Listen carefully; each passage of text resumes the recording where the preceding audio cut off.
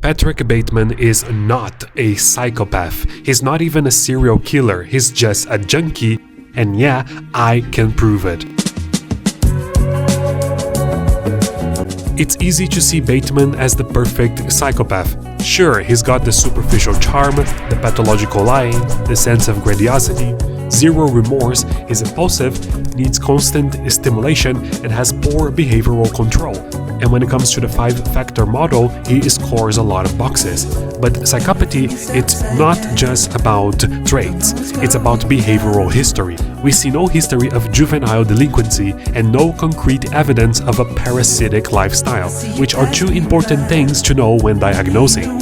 And the big tell, when the detective questions him, he's a mess. He's anxious, jumpy, and sweaty. He's geeked out of oblivion. That's not the calm master manipulation you would expect from a true psychopath, because when it comes to the neuroticism part of the 5 factors, he has high anxiety levels, which is more typical of a teenage boy asking a girl out than of a full-grown psychopath. He also doesn't really engineer situations, he stumbles into them. And like a crackhead stumbles on a pipe in an alleyway, his eyes widen with the possibilities. Like when Paul Allen mistakes him for Marcus, he simply goes with it.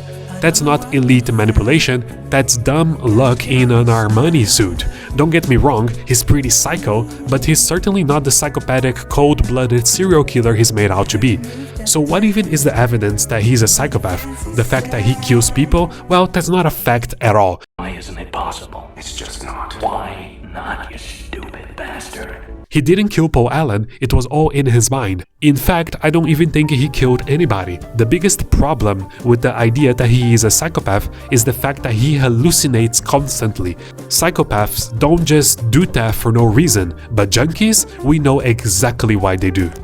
Paul Allen's murder never happened. Apartment full of bodies empty the next day. The ATM machine feed me a straight cat.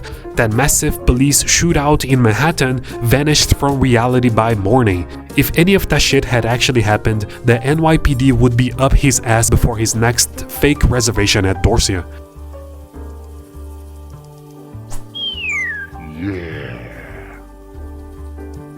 Factor 2 psychopathy, which is what we would call sociopathy, seems to be a lot more fitting. After all, he's narcissistic, impulsive, thrill-seeking, has poor behavioral control, and the fact he is in a position of power as a vice president of a company fits the power position stereotype quite well. But here's the problem: sociopaths usually aren't riddled with anxiety.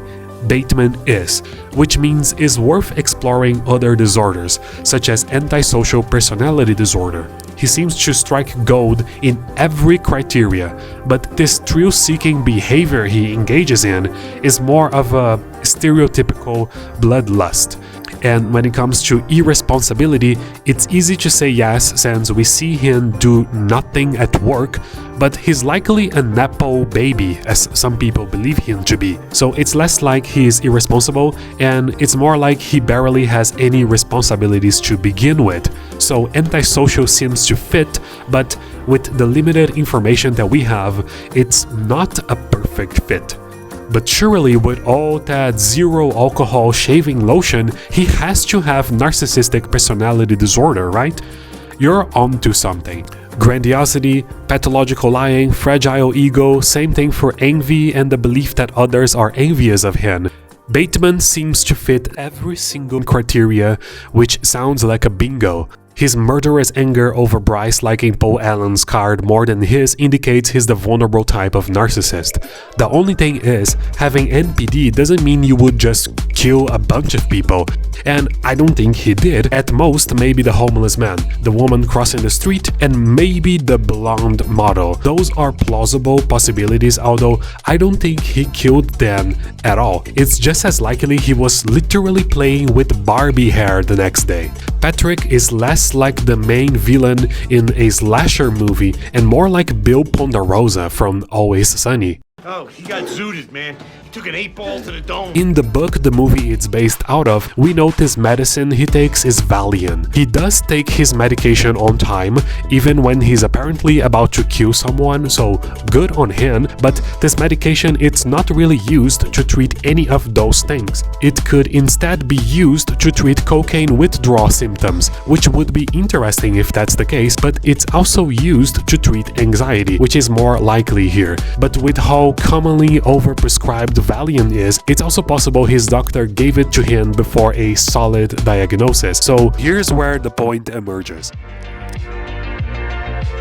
Although it is rare, a possible side effect of Valium could be hallucinations, which could also be caused by cocaine. So mixing the two and adding constant alcohol consumption on top of it brings chances of hallucinating way up. This is also the perfect cocktail for paranoia and anxious irritability, which is something Patrick certainly has. Now, what about the other common side effects of cocaine and Valium, such as the chest pains, the hypothermia, the slurred speech, and the constipation? Why don't we see those? Well, everything we see in the movie is from his unreliable narrator perspective, and he's a narcissist, so yeah, of course this asshole would show us his abdominal crunches and his morning routine in full detail, but not his constipation or cocaine withdrawal. In the book, Bateman does cocaine and drinks constantly. In the movie, we see cocaine use only once, although he does drink frequently. But if Bateman proved one thing is, we cannot trust his perspective on things, so he definitely uses those substances a lot more. This explains why he's so anxious despite feeding some sociopath traits, why he hallucinates entire murders and murder sprees, and why his narcissistic paranoia seems to spike over trivial things like someone else's business card. Could we speculate he actually has multiple personalities disorder, explaining the delusions and the fact people call him by a lot of names? Yes, but I think that would be too much of a stretch. Antisocial or NPD are far more realistic diagnosis for him. The cracks in his mental state are spread throughout the movie, despite the fact the movie and the book are about identity and a satire of Reaganism, meaning whether or not he's a psycho just doesn't really matter. But if you analyze the mental state of the character, you will find that Reaganism it's not the only thing being satirized here. Patrick Bateman seems to be a satire of the very notion of what a psychopath or a serial killer is. There's a lot of things that you can say about Bateman. You can say that he is the mask of masculinity, and in the absence of actual character, there is only violence to fill the void left within. But you can also surely say he's not a psychopath, he's not a serial killer, he's probably not even a murderer, he's just an NPD-riddled fucking junkie.